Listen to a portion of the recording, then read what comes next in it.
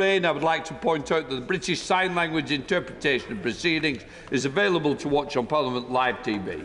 I now call the Prime Minister to make a statement. Prime Minister Johnson. Thank you, Mr. Speaker. I've just come from a meeting of G7 leaders joined by Secretary-General Stoltenberg of NATO. And with permission, I'll update the House on our response to President Putin's onslaught against a free and sovereign European nation. Shortly after 4 o'clock this morning, I spoke to President Zelensky of Ukraine as the first missiles struck his beautiful and innocent country and its brave people, and I assured him of the unwavering support of the United Kingdom. Yeah. And I can tell the House that at this stage, Ukrainians are offering a fierce defence of their families and their country. And I know that every honourable member will share my admiration for their resolve. Earlier today, President Putin delivered another televised address and offered the absurd pretext that he sought the demilitarisation and denazification of Ukraine. In fact, he is hurling the might of his military machine against a free and peaceful neighbour in breach of his own explicit pledge and every principle of civilised behaviour between states, spurning the best efforts of this country and our allies to avoid bloodshed. For this, Putin will stand condemned in the eyes of the world and of history. He will never be able to cleanse the blood of Ukraine from his hands. And although the UK and our allies tried every avenue for diplomacy until the final hour, I'm driven to conclude that Putin was always determined to attack his neighbour, no matter what we did. Now we see him for what he is, a blood-stained aggressor who believes in imperial conquest. I am proud that Britain did everything within our power to help Ukraine prepare for this onslaught, and we will do our utmost to offer more help as our brave friends defend their homeland. Our embassy took the precaution on 18th of February of relocating from Kiev to the city of Lviv in western Ukraine, where our ambassador Melinda Simmons continues to work with the Ukrainian authorities and to support British nationals. Now we have a clear mission. Diplomatically, politically, economically, and eventually militarily, this hideous and barbarous venture of Vladimir Putin must end in failure. At the G7 meeting this afternoon, we agreed to work in unity to maximise the economic price that Putin will pay for his aggression. And this must include ending Europe's collective dependence on Russian oil and gas that has served to empower Putin for too long. So I welcomed, again, Chancellor Scholz's excellent decision to halt the certification of Nord Stream 2. Mr. Speaker, countries that together comprise about half the world economy are now engaged in maximising pressure, economic pressure, on one that makes up a mere 2%. For our part today, the UK is announcing the largest and most severe package of economic sanctions that Russia has ever seen. With new financial measures, we're taking new powers to target Russian finance, in addition to the banks we've already sanctioned this week. Today, in concert with the United States, we are imposing a full asset freeze on VTB. More broadly, these powers will enable us totally to exclude Russian banks from the UK financial system, which is, of course, by far the largest in Europe, stopping them from accessing sterling and clearing payments through the UK. And with around half of Russia's trade currently in US dollars and sterling, I'm pleased to tell the House that the United States is taking similar measures. These powers will also enable us to ban Russian state and private companies from raising funds in the UK, banning dealing with their securities and making loans to them. We will limit the amount of money that Russian nationals will be able to deposit in their UK bank accounts, and sanctions will also be applied to Belarus for its role in the assault on Ukraine. Overall, we'll be imposing asset freezes on more than 100 new entities and individuals, on top of the hundreds that we've already announced. This includes all the major manufacturers that support Putin's war machine.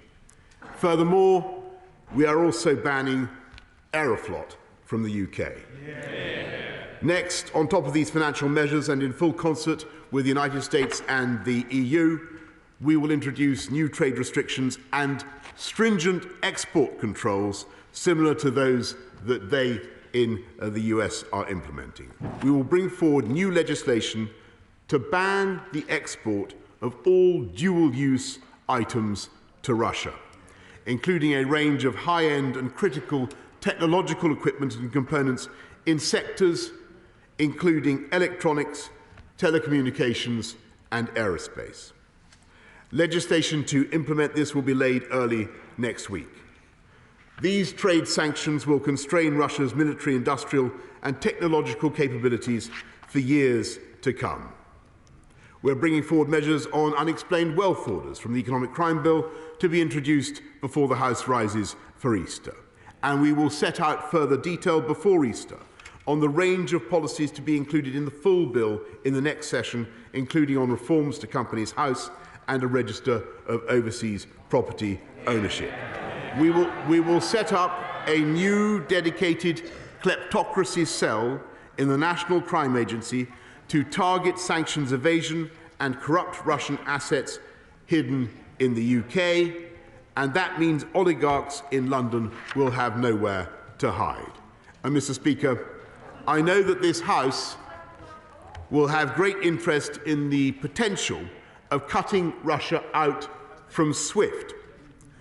And I can confirm, as I've always said, that nothing is off the table. But for all these measures to be successful, it is vital that we have the unity of our partners, the unity in the G7 and other fora. And, Mr. Speaker, Russian investors are already delivering their verdict on the wisdom of Putin's actions. And so far today, Russian stocks are down by as much as 45%, wiping $250 billion from their value in the biggest one-day decline on record. Sberbank, Russia's biggest lender, is down by as much as 45%, and Gazprom down by as much as 39%, while the ruble has plummeted to record lows against the dollar. We will continue on a remorseless mission to squeeze Russia from the global economy piece by piece, day by day, and week by week. And we will, of course, use Britain's position in every international forum to condemn the onslaught against Ukraine, and we will counter the Kremlin's blizzard of lies and disinformation by telling the truth about Putin's war of choice and his war of aggression. And we will work with our allies on the urgent need to protect other European countries that are not members of NATO and who could become targets of Putin's playbook of subversion and aggression. And we will resist any creeping temptation to accept what Putin is doing today as a fait accompli. There can be no creeping normalization, not now, not in the months to come, not in the years ahead. We must strengthen NATO's defences still further. And so today I called for a meeting of NATO leaders, which will take place tomorrow, and I will be convening the countries that contribute to the Joint Expeditionary Force, which is led by the United Kingdom and comprises both NATO and non-NATO members. Last Saturday, I warned that this invasion would have global economic consequences, and this morning the oil price has risen strongly. The government will do everything possible to safeguard our own people from the repercussions for the cost of living. And of course, we stand ready to protect our country from any threats, including in cyberspace. Above all, the House will realise the hard and heavy truth that we now live in a continent where an expansionist power, deploying one of the world's most formidable military machines, is trying to redraw the map of Europe in blood and conquer an independent state by force of arms. And it's vital for the safety of every nation that Putin's squalid venture should ultimately fail and be seen to fail. However long it takes, that will be the steadfast and unflinching goal of the United Kingdom. I hope of every member of this House and every one of our great allies, certain that together we have the power and the will to defend the cause of peace and justice as we have always done. And I say to the people of Russia, again, whose president has just authorized an onslaught against a fellow Slavic people, I cannot believe that this horror is being done in your name, or that you really want the pariah status that these actions will bring to the Putin regime. And to our Ukrainian friends, in this moment of agony, I say that we are with you and we are on your side. Your right to choose your own destiny is a right that the United Kingdom and our allies will always defend, and in that spirit, I join you in saying Slava Ukraini, and I commend this statement to the House. I now call the Leader of the Opposition, Keir Starmer. Thank you, Mr. Speaker. In this dark hour, our thoughts, our solidarity and our resolve are with the Ukrainian people. Invading troops march through their streets. Missiles shell their cities. They've been cast into a war through no fault of their own, because Putin fears their freedom and because he knows that no people will choose to live under his bandit rule unless forced to do so at the barrel of a gun. The consequences of Putin's war of aggression will be horrendous and tragic for the people of Ukraine, but also for the Russian people, who've been plunged into chaos by a violent elite who have stolen their wealth, stolen their chance of democracy, and stolen their future. And we must prepare ourselves for difficulties here. We will face economic pain as we free Europe from dependence on Russian gas and oil and clean our institutions from money stolen from the Russian people. But the British public have always been willing to make sacrifice to defend democracy on our continent, and we will again. The consequences of Putin's actions will be felt throughout the world for years, and I fear for decades to come.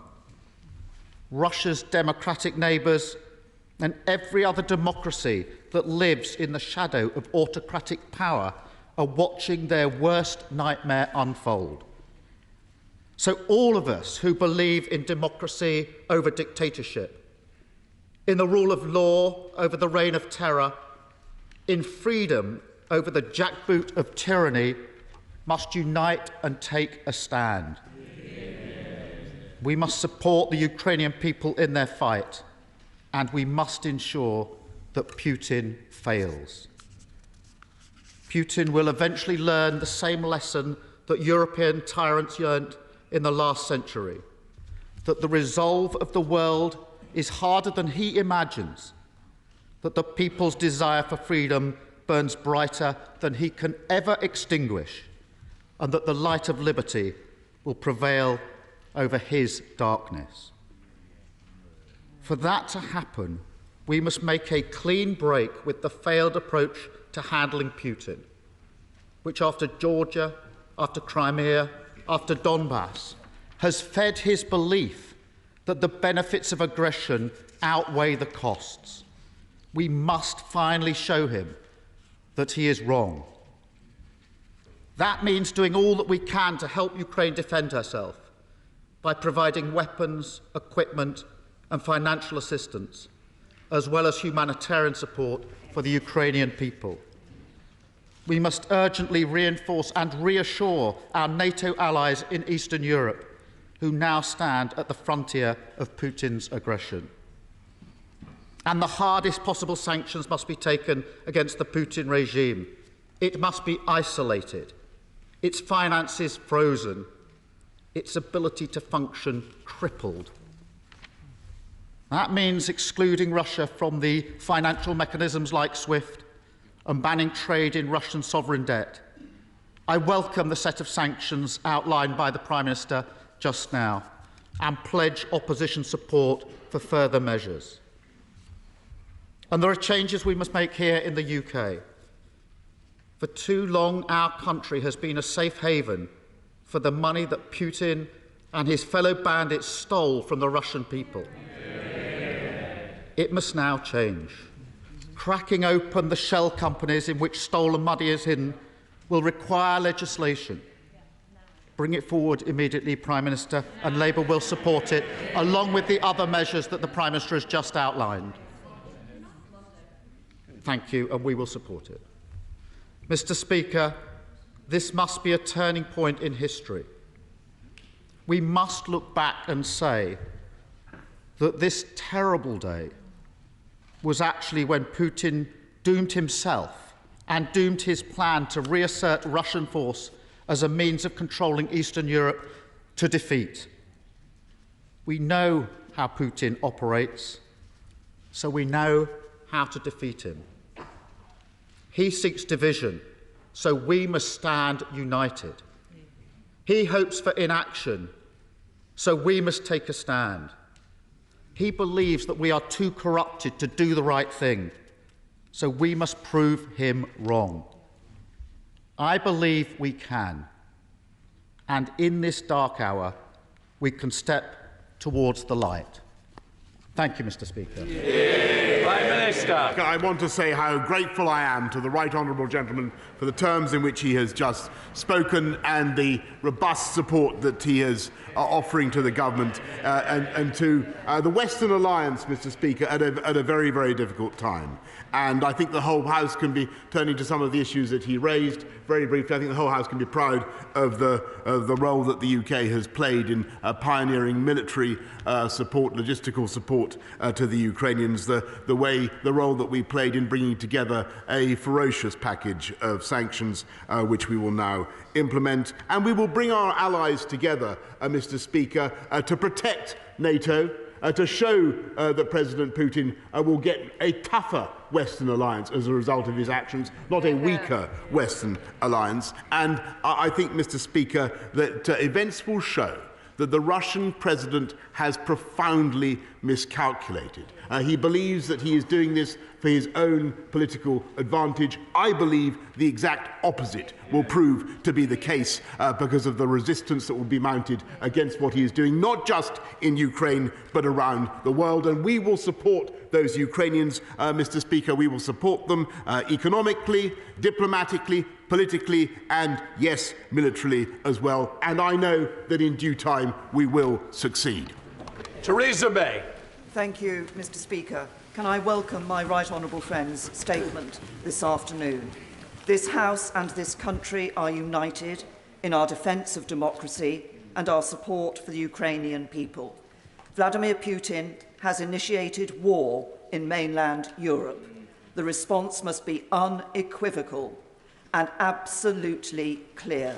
So will my right honourable friend confirm that the government is putting in place every possible economic sanction so that Russia feels absolutely the cold wind of isolation and the Russian people understand that Vladimir Putin has brought their state to a pariah state?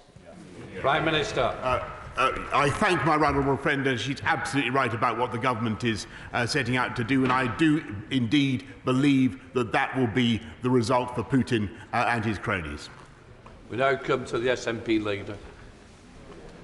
Mr. Speaker, let me thank the Prime Minister for an advance copy of the statement, and let me also welcome the very close contact he has kept with the Ukrainian President, of course, importantly, overnight. I was grateful that I had a chance to meet this afternoon with the Ukrainian Ambassador to the UK and indeed with Ukrainian MPs. Our thoughts and our support is very much with each and every one of them, as it is with all of the people of Ukraine. Mr. Speaker, although last night's events have been prophesied and predicted for some time. The acts of Russian violence, aggression and tyranny are no less shocking. What we are witnessing is a full-scale invasion. It is an act of war. This is, first and foremost, an unprovoked attack on the peace and the innocence of Ukraine and of its people. But it's equally an attack on international law, an attack on our European democracy, an attack on the peace that our continent has so carefully built over the last 75 years. President Putin, and President Putin alone, bears responsibility for these horrific acts. And it is he and his Kremlin cabal who must pay a massive price for their actions. It is important to say to the Russian people that we know that Putin is not acting in their name. He is a dictator. He is an imperialist. He is a tyrant. He is much a threat to his own people as he is to all of us. Mr. Speaker, this is a moment for unity, and it's especially a moment for European unity.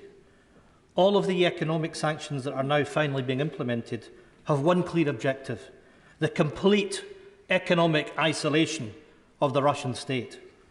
Can the Prime Minister confirm that this is the objective and that he has agreed that with his international allies?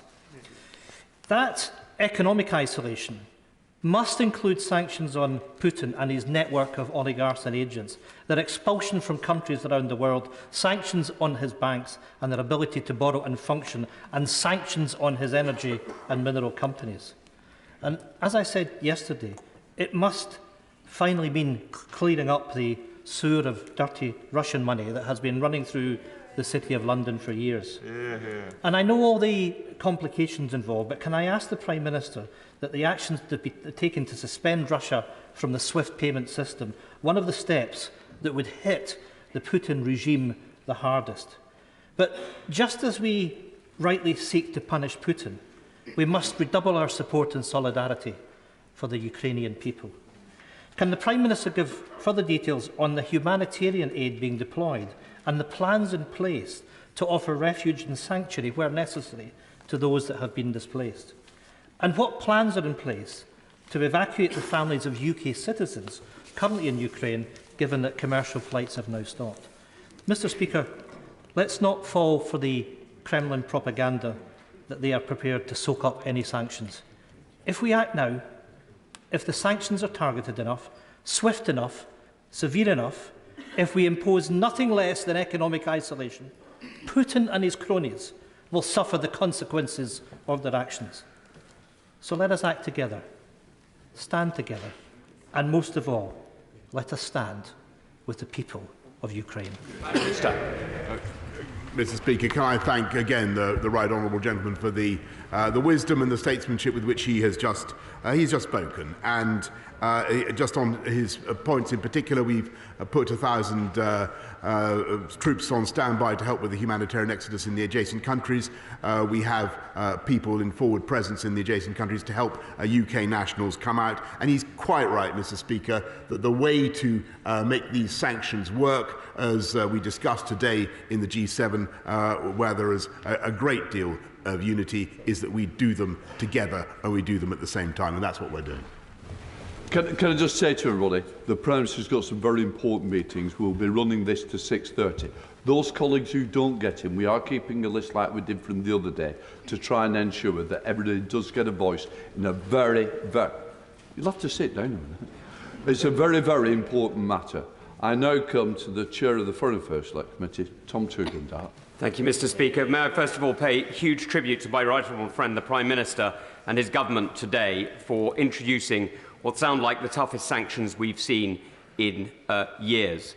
May I ask him, however, to look wider than simply the Russian people and to look at all those who are enabling Putin's economy, those who sit on boards of the businesses that finance him, whether they are former chancellors of Germany or former prime ministers of France. May I ask him to look here close to home at those who enable, who propagate the propaganda that is being used by Putin to undermine his own people and free people everywhere, and to update the Treason Act so that we can identify them and call them what they are, traitors.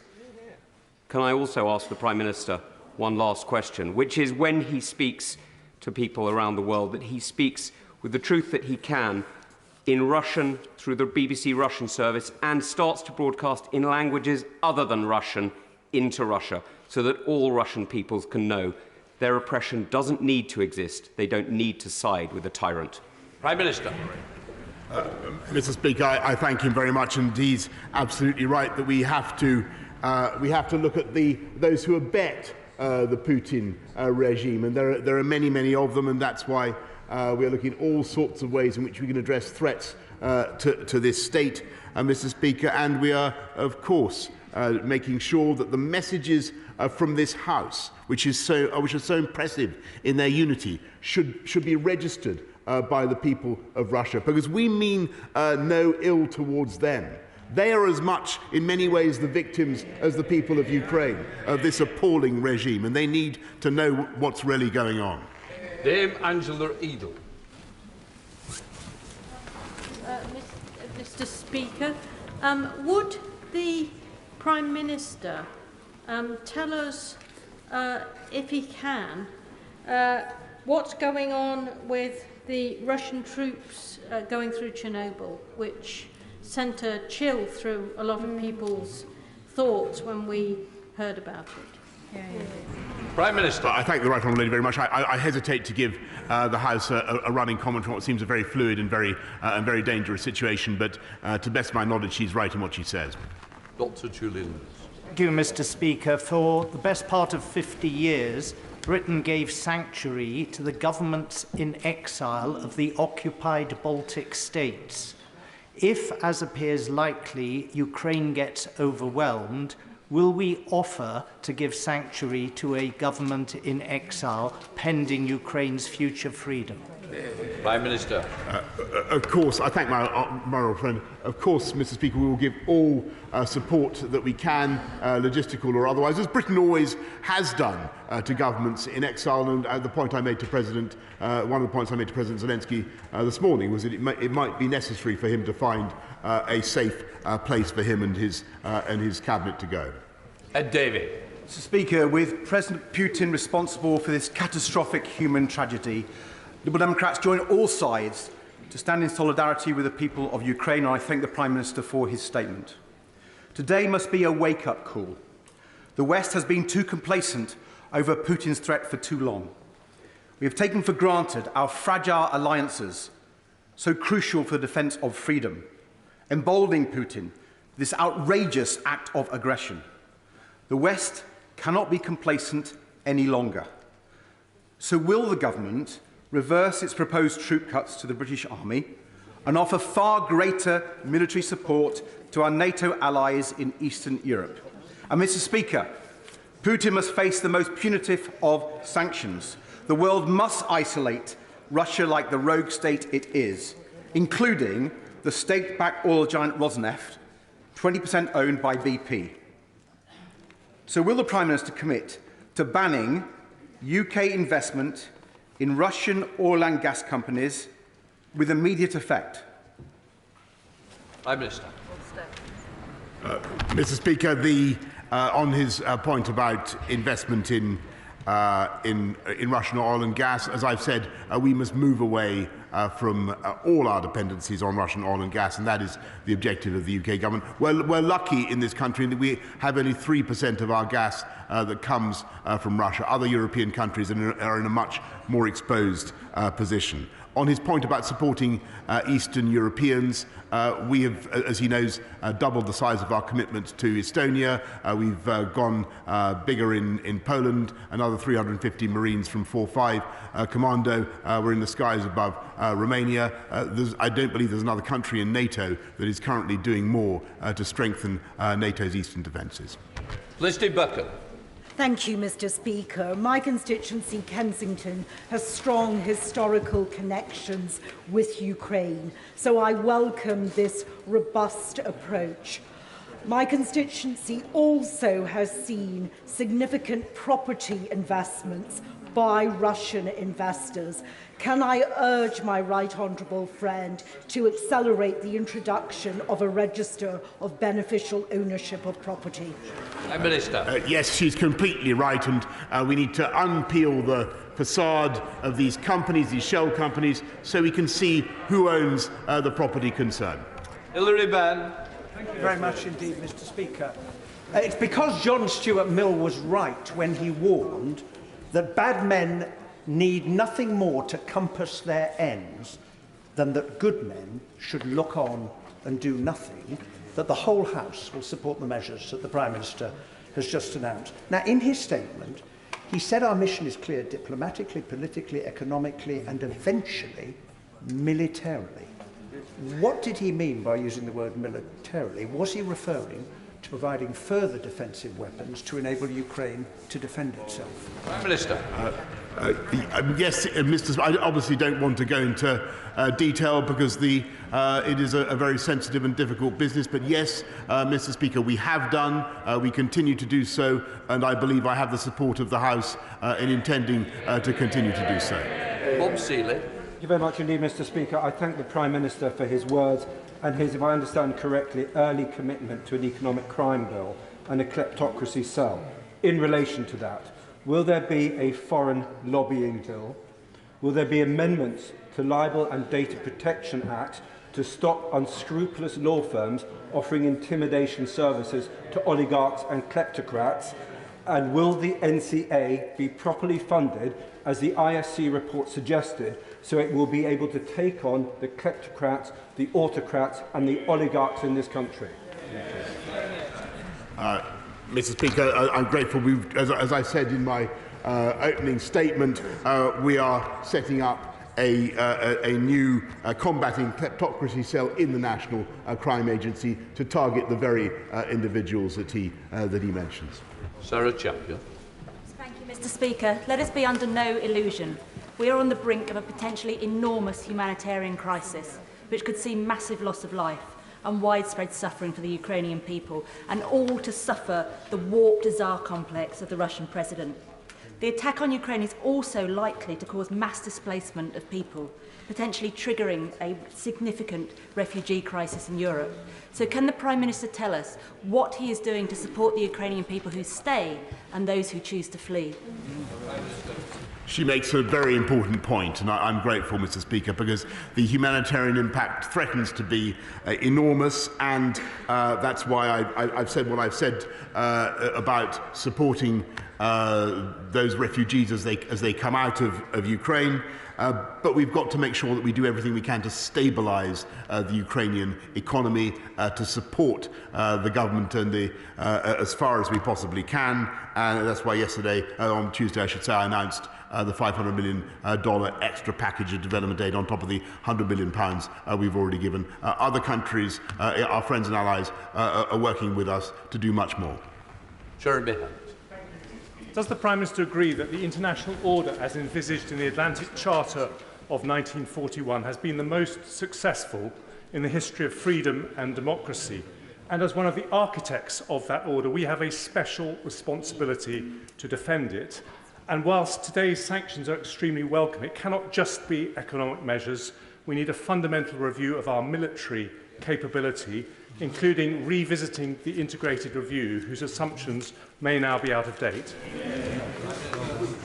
Mr. Speaker, the integrated review begins with the assertion that the most important area for our national security is the Euro-Atlantic area, as I believe I said to the honourable gentleman opposite on Tuesday. And that remains fundamental, and that's why we've continued with the investment that we have in NATO, where the second biggest funder of NATO is, as the honourable gentleman knows. But he's my right honourable friend knows. But he's right in what he says about what's at stake.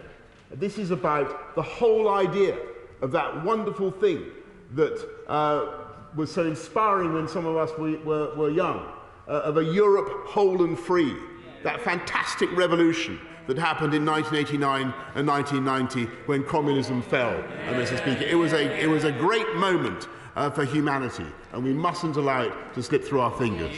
Clive Lewis. Thank you, Mr. Speaker. I would like to say on behalf of the people of Norwich that we show our solidarity with the people of Ukraine. But warm words will not defend the Ukrainian people. I've been speaking to people who have been liaising with Ukrainian trade unions, people who've been fighting privatisation and wage cuts. But they say one thing, that they will not run from their homes. They will defend their families. Those people need to be able to defend themselves. So I support the Prime Minister's assertion that we will be providing more defensive capabilities for that end. But let me say one thing, Prime Minister and Mr. Speaker. Will you agree, Prime Minister, that we must have an end to this by a negotiated settlement and not by an escalation of military means? Mr. Speaker, I think the whole House, everybody in the world would want President Putin to have chosen the path of negotiation. He had that moment, and that's why, if you remember, we had that discussion in this House on Tuesday about that perilous moment which we all discussed. He had that opportunity. I'm afraid he's missed it. He's chosen the path of overwhelming violence and destruction. And I'm afraid that puts us on a very, very different course. And we have to accept that reality. David Davis. Everybody will wholeheartedly support the Prime Minister's sanctions, hopefully against all 140 Russian oligarchs that support Putin and against all the major banks. The Prime Minister also described the Russian state as a pariah state. And he's right, because they have broken international criminal law on a major scale. Can we actually implement our view of the pariah state by ensuring that everybody involved in that decision, if they leave Russia to go abroad, face international criminal sanctions wherever they go? I thank my right honourable friend, and that is exactly what we can now do, thanks to the measures that this House has passed. Neil Hamby. Thank you, Mr. Speaker. This morning we woke to the worst possible news, and I make no apology in hoping for a diplomatic solution. However, my party and I condemn the escalating Russian aggression.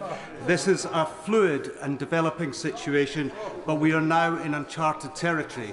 I can update the House that whilst there have been calls in this place for Alex Salmond to cease broadcasting on Russia Today, negotiations have obviously been happening in the background, and I can confirm that he has suspended broadcasting on Russia Today.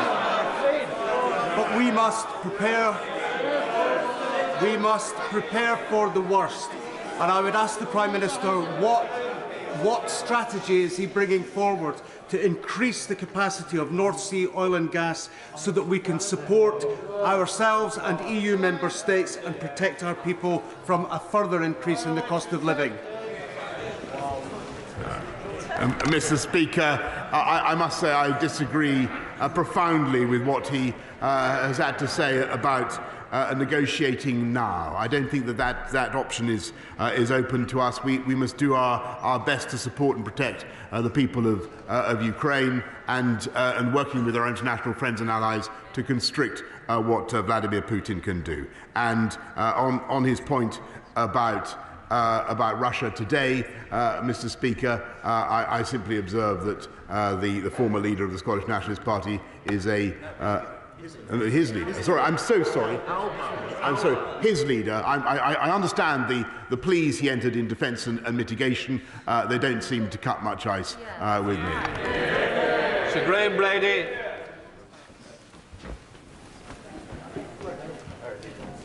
I wasn't standing.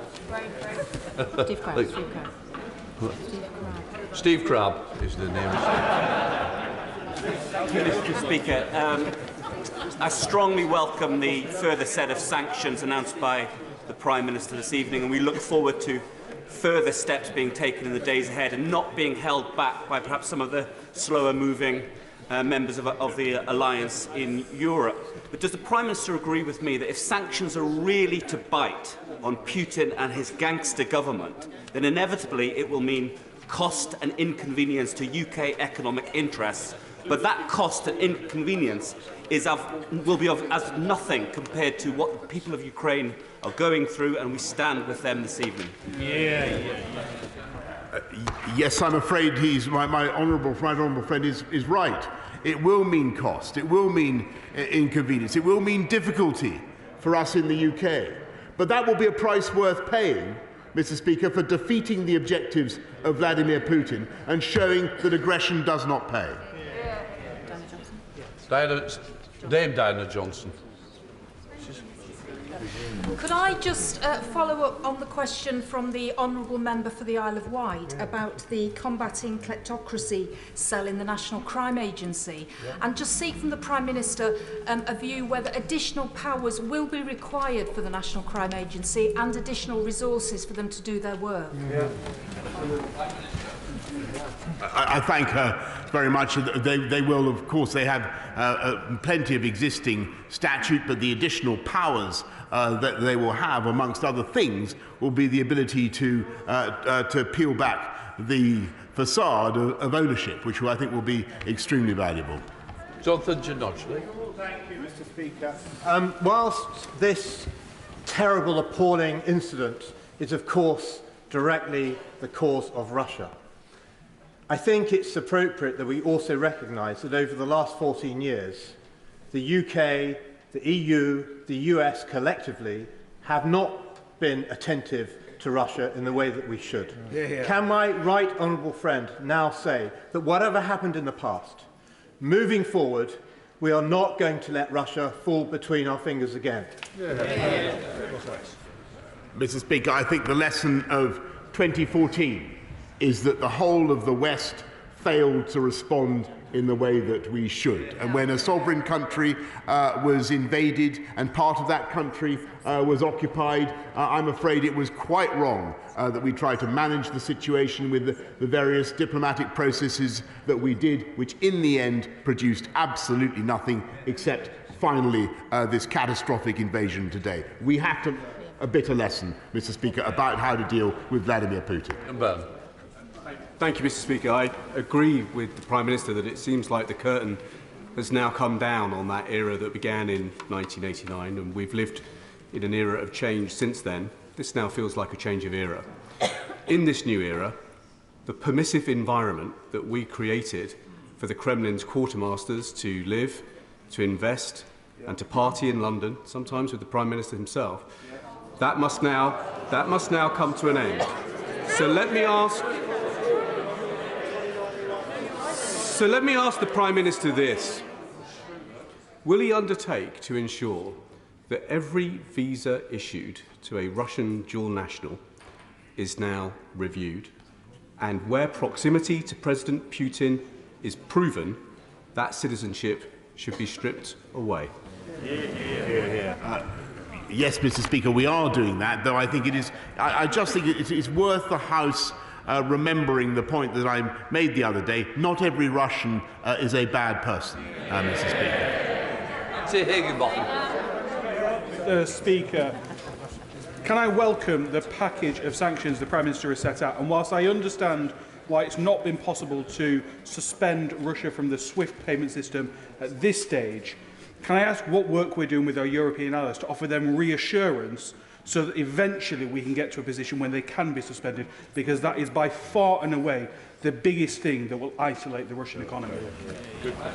My honourable friend is spot on. The biggest thing would be if everybody stopped taking Russian hydrocarbons. But SWIFT is extremely important, and it's a Belgian company, as I'm sure the House knows. We're raising it. We're trying to make progress with our friends, but for obvious reasons, it has to be done in unison. Stuart M. MacDonald. I'm grateful, Mr. Speaker. This morning I spoke with friends in Kyiv who were leaving the country with their family, their children, and we've all seen the scenes from the capital of cars trying to get out. So I send my deepest thanks to the embassy team there who are doing all they can to support people. But can I ask the Prime Minister about two areas of support for Ukraine: economic support and continuing support for defensive capability? Will both of those areas of support intensify, and can he assure the House, I see the Foreign Secretary telling me so, but can he assure the House that the government will continue the deepest possible conversations with the government in Ukraine to ensure that no matter the assault that comes to it from Vladimir Putin, we will be supporting them in a deeply meaningful sense. Yes, on that last point, the answer is certainly yes, Mr. Speaker. And just for instance, the other day I was looking at 2 British minesweepers being refitted in Rosyth, as I'm sure he knows, which are due to go to Ukraine. The question will be access, Mr. Speaker. That's what it all depends on. Sir Robert Butland. Thank you, Mr. Speaker. It's crystal clear from this act of naked aggression that Putin doesn't seek Finlandisation on his borders. He seeks at best to recreate a Belarus in the south, or at worst to dismember the sovereign state of Ukraine. Does my right honourable friend agree with me that that does mean that we need to build upon the outcome of our integrated defence review? We do need to think differently about Eastern Europe from the past. And then at home, with his announcement on bringing forward economic crime measures, it seems that there is a consensus in this House that could allow us to bring forward emergency legislation to bring those important measures to really hit those people hard and hit them now. Speaker, I think that is clearly the will of the House, and it is the will of the government, and that's why we'll be taking those important measures, bringing them forward on Monday. Shanara Ali.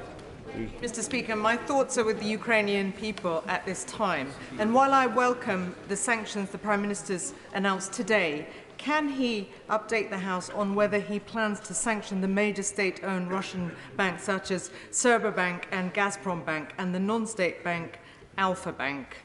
Thank you. Yes, Mr. Speaker. David Mundell. Thank you, Mr. Speaker. The Ukrainian POW chapel at Lockerbie in my constituency is a focal point for the Ukrainian diaspora in Scotland, and prayers are being said there for their fellow countrymen.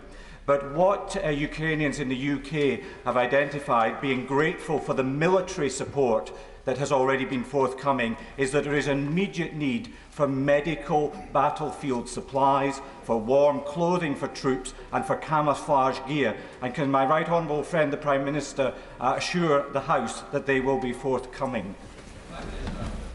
I thank my right honourable friend very much. He raises a very important issue, and we are working on exactly those supplies right now. Van Jones. I thank the Prime Minister for his statement and very much welcome the sanctions that he's announced today. But can he give an assurance that the sanctions that are going to target individuals will also target relatives and connected parties? And like the Honourable Right Honourable Member for Swindon, he mentioned the Economic Crime Bill. We've got the review of the Official Secrets Act and the Foreign Registration Act. Why can't we bring them forward and do them now? They would get huge support. And we've been waiting for some of these for nearly 2 years. Mr. Speaker, I can tell him that we will certainly be making sure that we are able to sanction and do sanction relatives and other interested parties, and there'll be a rolling programme of intensifying sanctions. Crispin Blunt. Having been one of the officials that accompanied the then Defence Secretary to both Moscow and Kiev in 1993, I'm in no doubt that the signatories of the United States and the United Kingdom on the Budapest Memorandum gave Ukraine the confidence to give up its nuclear deterrent. Will my right honourable friend support the United States, to whatever extent it is prepared to go, to stand alongside the United States in giving whatever military support it's prepared to do so to Ukraine?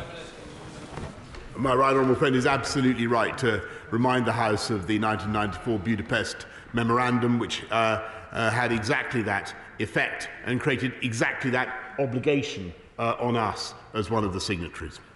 Boris Johnson. Mr. Speaker, the Prime Minister will be aware that we are on this side of the House very keen on these sanctions.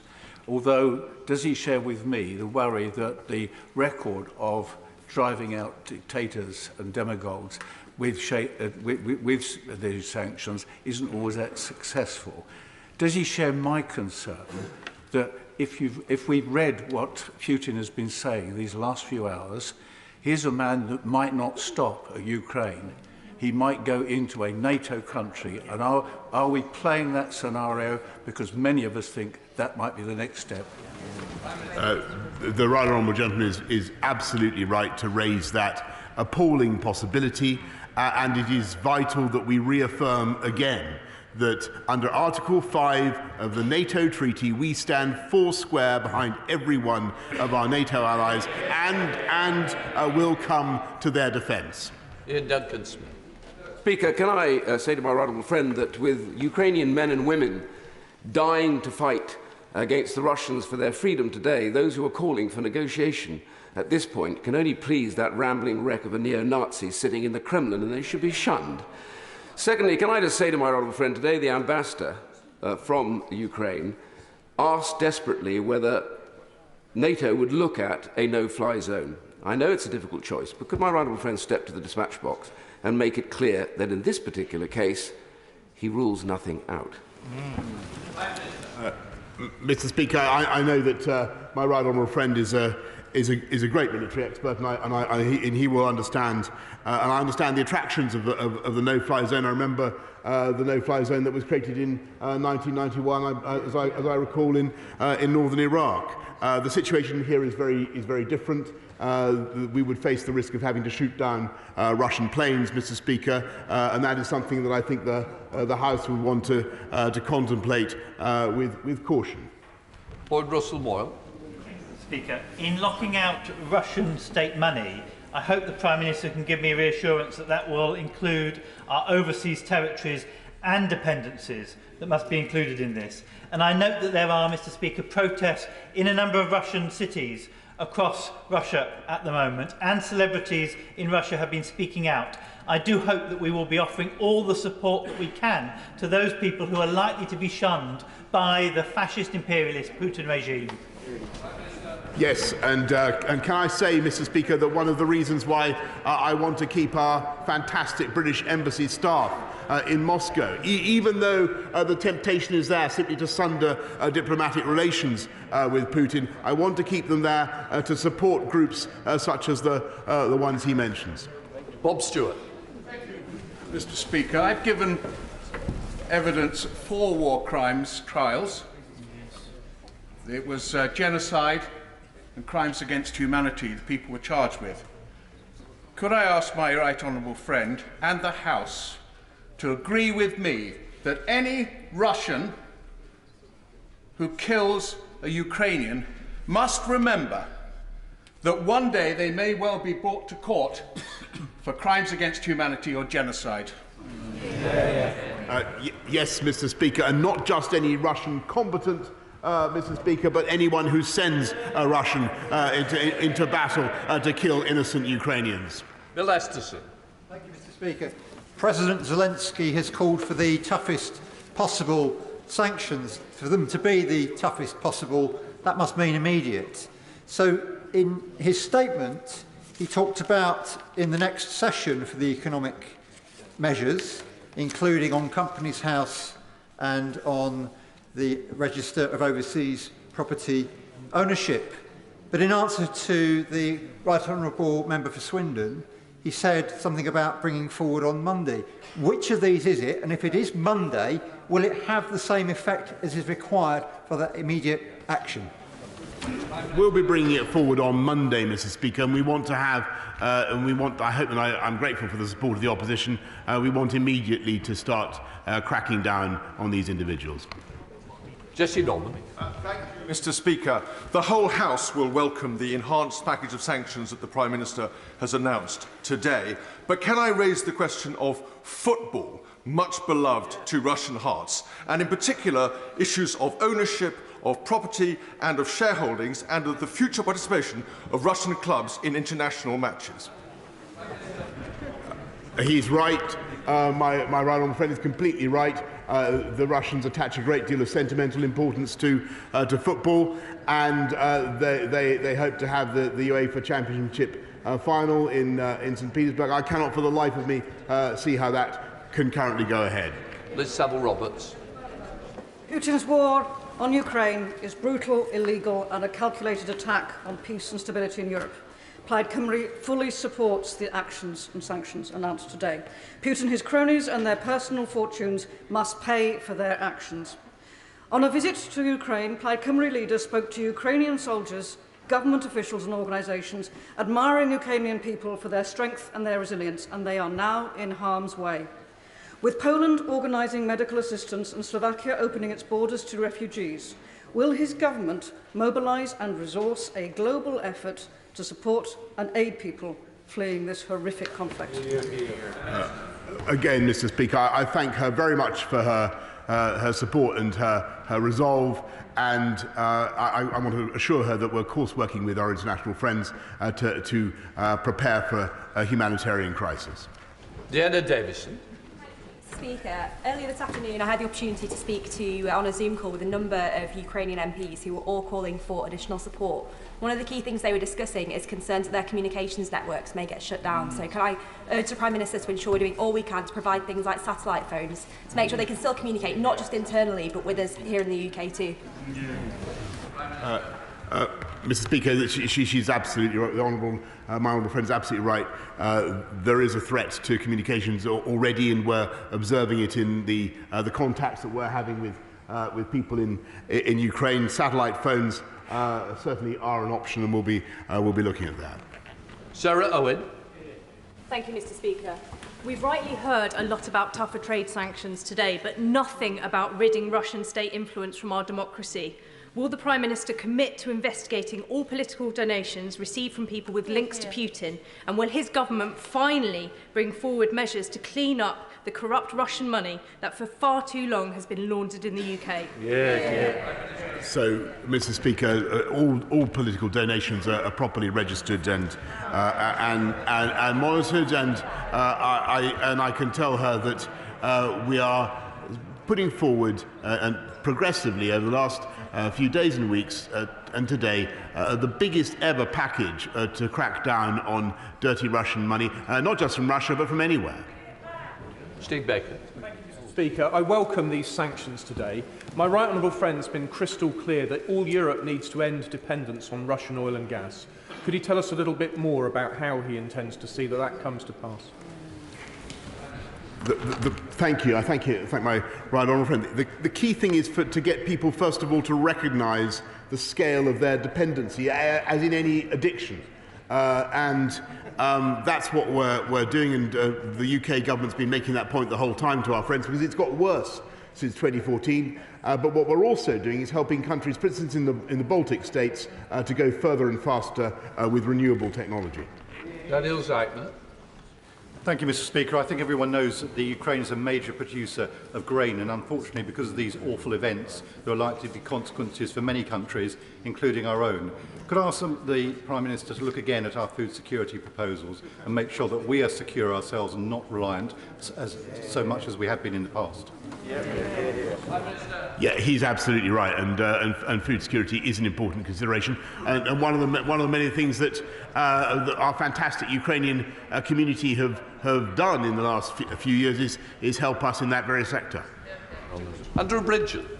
Thank you, Mr. Speaker. Does my right honourable friend agree with me that Western Europe's ongoing reliance on Russian oil and gas has been a major factor in emboldening President Putin in the mistaken belief that he can invade his peaceful neighbour with relative impunity? And in the UK, shouldn't we refocus our energy policy on maximising the use of our own natural resources, looking again at fracking while we invest in low-carbon alternatives? Yes, Honourable Gentleman is totally right. My honourable friend is totally right when he talks about the excessive dependence on hydrocarbons. We're moving away from it in this country. I do think there is a merit, and I think he and I might be in agreement on this. There is a merit in a transitional phase in continuing with the use of hydrocarbons in this country rather than pointlessly importing them from abroad. Emma Lewell-Butt. Mr. Speaker, Putin's imperial bloodlust won't stop at Ukraine. We're rightly focused on sanctions, military and humanitarian support and our commitment to Ukrainian freedom. But the Prime Minister knows there's been a phenomenal increase in Russian submarine activity over the last 20 years. Our undersea cables carry more than 95% of all Western military, diplomatic, commercial, financial and personal communications. The consequences of these cables being weaponised is terrifying. Can he assure me that countering this threat is part of our ongoing dialogue with allies? She's absolutely right, and that there is a continual struggle going on beneath the surface of the sea, as she knows, between submarines that are out to sever cables and those of us who are trying to make sure that those links are maintained. Sir Charles Walker. Mr. Speaker, following on from my right honourable and gallant friend's question about war crimes, I suspect those crimes are already being committed by Russian soldiers against their Slavic brothers and sisters.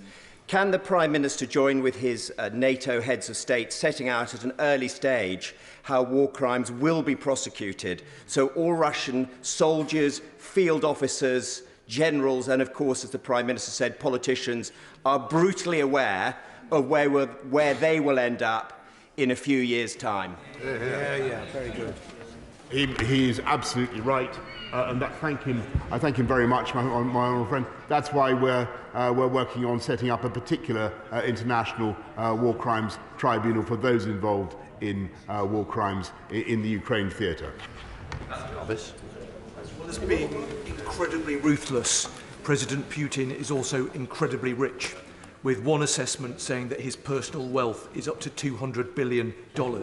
So can the Prime Minister ensure that President Putin himself pays a heavy price by targeting his own cash and assets? Yes, absolutely, Mr. Speaker, and not just him, but as the House has heard over the last few days, as many of his immediate cronies and family as we can hit. Second Batty. Mr. Speaker, and I thank the Prime Minister for all that he's done. Just before the statement, I spoke to some of the Ukrainian protesters who are outside. One of them was holding back tears as she spoke about her mother in a cellar as her house is surrounded by Ukrainian tanks. So any member of this House who's asking for a negotiated settlement needs to go and speak to them, because all they want is to live their lives as free and peaceful people. Will the Prime Minister confirm to the people of Ukraine that he will do everything he can to end the tyranny of Putin, and that he will do everything he can to make sure that they live as a peaceful and free people? Yes, I certainly can confirm that, Mr. Speaker. And what I can also say is that I believe by making this invasion, I think that President Putin has done more than anybody else to bring his regime to an end. Because I think in the end he will pay a huge price for what he has done, and I know that this House will want to make it so. Colin Mishwood. Thank you, Mr. Speaker. Can I welcome and support the measures outlined by the Prime Minister today? Putin is a gangster and a despot who has been trying to undermine and subvert democracy across the world for years. One of the tools that he uses is through political donations to political parties, including in this country. Will the Prime Minister commit today to ridding the democracy in London from ridding Russian money out of democracy in this country? Yes, of course, Mr. Speaker. Flake Drummond. Thank you very much, Mr. Speaker. Estonia, Latvia, Lithuania and Poland today triggered Article 4 of the North Atlantic Treaty, and I think I heard that we are going to be joining in those discussions. But can my right honourable friend assure our NATO allies in Eastern Europe that we stand firmly with them, particularly the Baltic states that have significant Russian populations?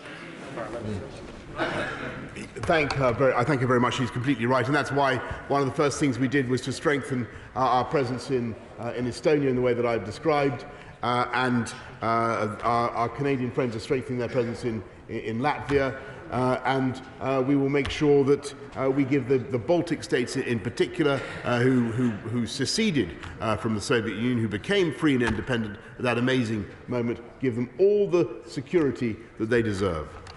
Debbie Abrahams. Thank you, Mr. Speaker. There's overwhelming evidence that Russian state actors have been involved in trying to disrupt and destabilise Western democracies using social media platforms such as Facebook. So what is the government doing to ensure that this isn't used in these events? Mr. Speaker, as I said, I think in an answer a couple of days ago, we've got no evidence of disruption of UK elections or electoral events as a result of Russian activity, but the Online Harms Bill is there to provide such protections. Jenkins. Thank you, Mr. Speaker. Can I thank my right honourable friend for his statement, and indeed thank the Leader of Her Majesty's Opposition for his supportive and moving words. But can I also reinforce the point made by my honourable friend for Huntingdon? Why has it come to this pass? How has the West in general, and the United Kingdom in particular, been so asleep at the switch for such a long period of time? And I commend the Defence and Security Review, but isn't it now time to ask what the permanent and impartial machinery of our government does, failing to provide ministers with consistent advice about the strategic threats that our country faces? Mr. Speaker, I think there are all sorts of reasons for the failure of the West to take sufficient account of the threat of Vladimir Putin since 2014, but the two biggest are oil and gas. Nick Smith. Mr. Speaker, with cyber attacks and falsehoods, Russia is peddling lies today. Now, observers on the ground are crucial to relay the truth. Now, in recent weeks, the UK has withdrawn its team from the OSCE Special Monitoring Mission because staff safety is key. But can the Prime Minister look again to support international efforts like this to get to the facts and counter Russian disinformation? I thank the MMR teams. They're wonderful. I've met them, and they do a fantastic job. I'm sorry that they've had to be withdrawn for the duty of care reasons that he rightly alludes to, and we will keep it under constant review. Liam Fox. The 1994 Budapest Memorandum saw Ukraine give up its nuclear weapons in return for a security guarantee not only signed by Britain and the United States, but by Russia. Does my right honourable friend believe that Ukraine would have been invaded had it retained its nuclear weapons? And what does it say about the value of a Russian signature on any international agreement? Well, it's clear that President Putin sets no store by international law, whatever, and that is just one of the legal obligations that he has torn up. Kirsty Black. Thank you very much. Mr. Speaker, we awoke this morning to images of innocent families cowering in tube stations. We know the Putin regime's propensity for repression and tyranny, particularly when it comes to minorities. Will the Prime Minister ensure that humanitarian aid is delivered not just in concert with other international partners, but also with third sector organisations? Yes, of course. The third sector plays an invaluable role. Graham Stewart. Thank you, Mr. Speaker. I welcome the Prime Minister's statement and his specifically ruling out the threat of creeping normalisation, because this House should be under no doubt that Putin is well prepared. He has hundreds of billions of foreign currency reserves. He has a military that has been tested.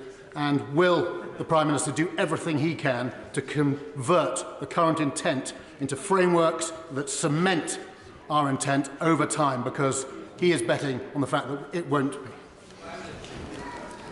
My honourable friend is absolutely right, because the plan that the G7 have agreed on and our friends and partners have agreed on is that Putin must fail. Putin must not succeed in this venture. But we've got to put in place all the steps we need to take, diplomatically, economically, and yes, militarily, in order to ensure that that is the case. And that's what we're doing. Very good. The Prime Minister is right to have set out the most stringent possible set of sanctions against the government of Russia. Can he outline for the House what the implications will also be for cooperation at the International Space Station? I thank him. I thank him very much. We will have to see what further downstream effects there are on collaboration of all kinds. I must say that hitherto I have been broadly in favour of continuing artistic and scientific collaboration, but in the current circumstances it's hard to see how even those can continue as normal. Sir John Hayes. Speaker, the mix of practice and principle is the test of democratic politics, exemplified at its best when this House comes together in common cause. The test of leadership is the mix of vision and will, and the Prime Minister is to be commended for his willful, clear-sighted determination. So will he now reassure the House that he's in close touch with those countries close to Ukraine, where nerves will be frayed, and that will he send them an urgent message that this House and this nation will always stand alongside and behind free nations?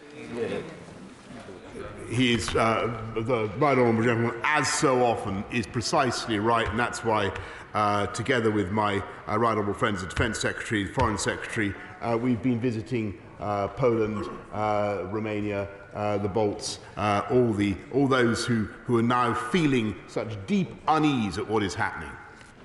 Alistair Carmichael. Thank you, Mr. Speaker. As we speak, the Softcom Flot tanker NS Challenger is berthed at Sullomvo in Shetland, taking on a load of crude oil for export. Softcom Flot, as the Prime Minister may know, is a company owned and operated by the Russian government. My constituents, Mr. Speaker, are asking me why they should be loading oil onto a Russian tanker while Russian troops are marching into the Ukraine.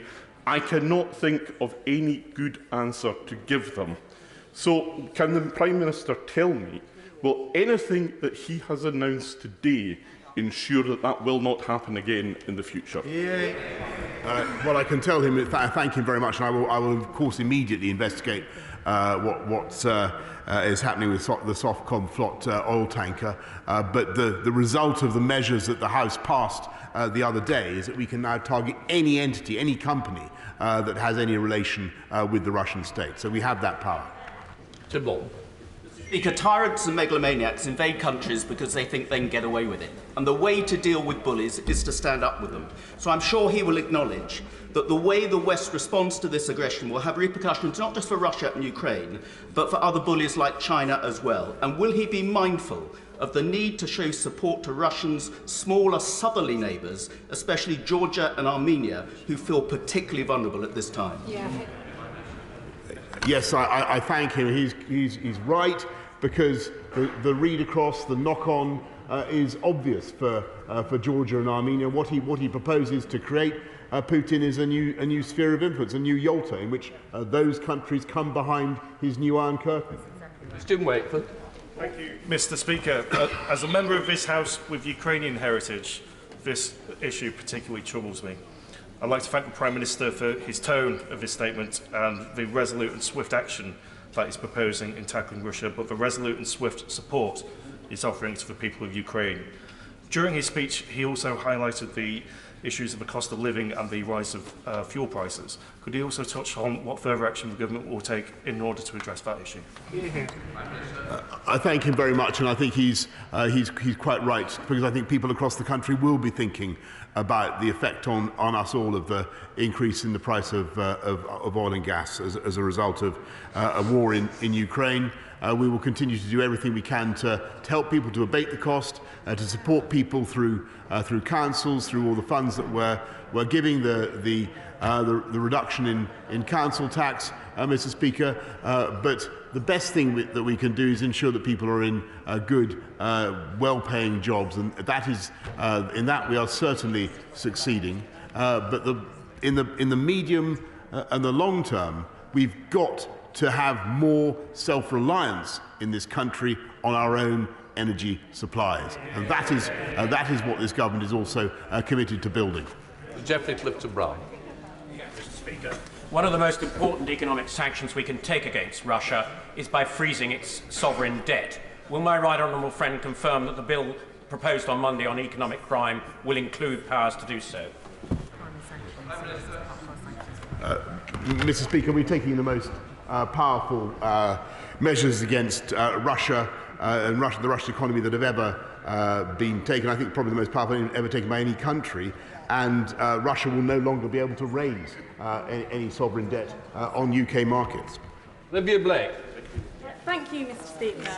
I'd like to ask the Prime Minister what support we will be providing Ukrainian citizens settled in the UK who wish to reunite with their family members still residing in Ukraine. Many have watched their cities rapidly get caught up in this conflict and are keen to know what more we could be doing to support them to reunite their families. Mr. Speaker, we will make sure that we support Ukrainian nationals who need to leave to visit to come to this country to meet their relatives. Of course, we'll do that. Stephen McPartland. Thank you, Mr. Speaker. I'm proud the Prime Minister in this country are leading international support for our friends in Ukraine. Domestically, will the Prime Minister be providing more support for organisations such as our NHS, public sector organisations and businesses that will now be the subject of Russian cyber attacks? He's right to point to this risk, Mr. Speaker, and I think it's foresighted.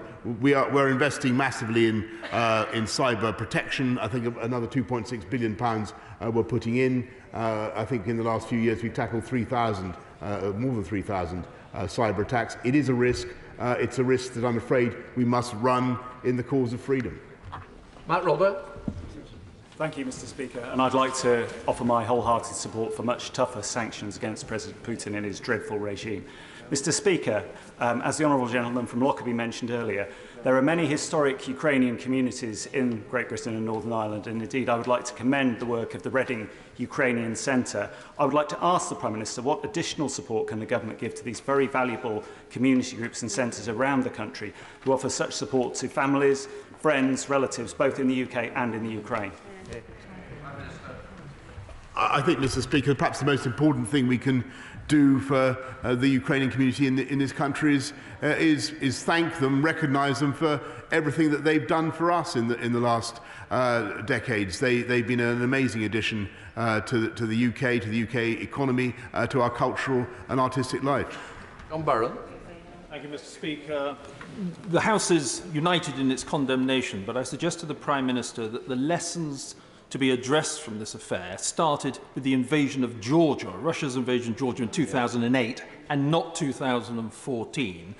And given, many of us across the House have been warning about Russia, and yet the response has been weak.